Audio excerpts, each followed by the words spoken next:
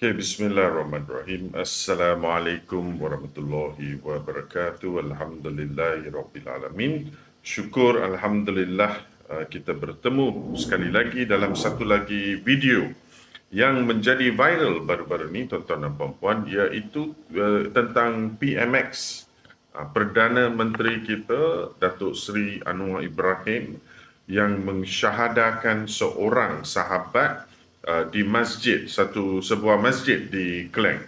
Okey, tuan-tuan dan puan-puan yang dirahmati Allah Subhanahu Wa Taala, sebenarnya saya membalas ataupun nak memberi sedikit informasi ataupun membalas kepada kenyataan-kenyataan dalam media yang telah dibuat, terutamanya seorang sahabat, beberapa sahabat yang memberi tahu adakah dia patut, adakah itu tanggungjawab dia dan sebagainya. Okey, saya cuma nak memberi ilmu ataupun sedikit knowledge lah kepada sahabat kita, especially brother kita, brother Durai Samia, kalau tak salah saya. Arun Durai Samia, nama tu susah nak keluar. My brother Arun Durai Sami, this video actually is for you and all the brothers. Ya, first and foremost saya nak bagi tahu, ya, tanggungjawab untuk mensyahadakan, menyampaikan Islam ialah tanggungjawab semua umat Islam. Ya, bukan saja Perdana Menteri, ya, bukan saja Perdana Menteri, tetapi setiap umat, setiap mereka yang bergelar umat Islam. Ya, so ini tanggungjawab mereka, bukan NGO, bukan saja ustaz, ya, bukan saja imam, semua mereka tanggungjawab mereka. Dan ini yang dilakukan oleh PMX kita. Ya, so jangan kita nak mempertikaikan, ya, dan juga memviralkan dan buat macam-macam tomahan, ya, terhadap PMX kita dan juga sahabat kita. Okey, sahabat kita ni dia mengambil pendirian untuk memeluk agama Islam, dan bila saya melihat kronologi yang berlaku, kebetulan PMX berada di masjid itu dan dipanggil untuk mensyahadakan dia. Dan PMX bukan siapa-siapa pun.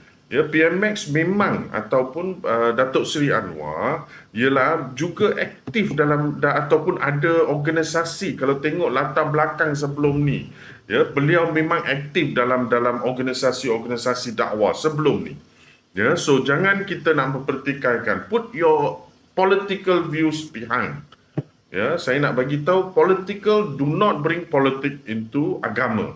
Ya, sebab ini tak melibatkan perkara-perkara yang kita nak ungkit atau kita nak beritahu yang sebab dia jadi prime minister kita support dia dan sebagainya. Dia melakukan, biar dia kerja tu politik, biar dia lakukan. Ya, jangan kita nak mensamakan, kalau ini bukan tanggungjawab you ada tanggungjawab yang lagi besar, itu biar dia buat, itu tanggungjawab dia. Ya, hari ini kita tak boleh melepaskan sebagai seorang Islam.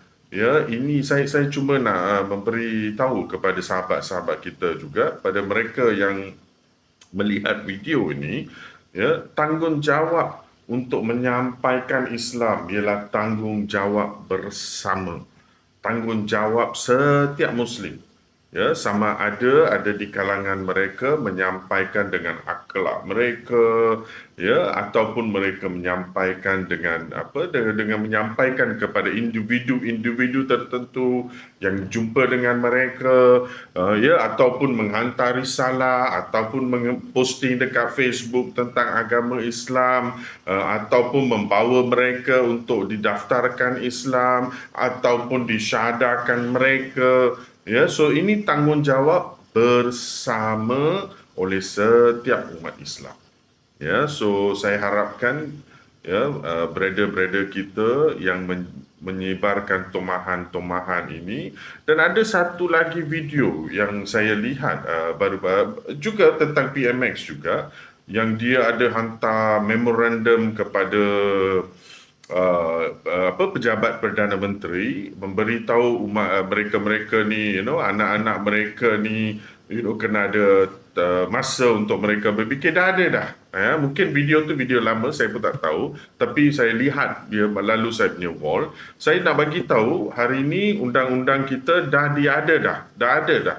Maksudnya anak-anak bawah 18 tahun mereka tidak boleh didaftarkan Islam selagi ibu bapa mereka bersetuju untuk membawa mereka untuk didaftarkan, ataupun kalau ibu bapa dah memeluk agama Islam, mereka dah sampai 18 tahun, mereka boleh berfikir mereka nak memeluk agama Islam atau kekal sebagai agama lama.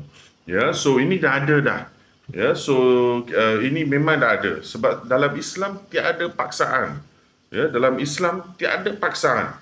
Agama kamu, agama kamu. Agama kita sebagai umat Islam ialah agama kita. Tetapi tugas kita ialah untuk menyebarkan, menyampaikan Islam kepada semua sahabat-sahabat kita. Ya, inilah tugas setiap umat Islam. Sebab itu berkembangnya agama Islam daripada Nabi-Nabi dan Nabi Muhammad.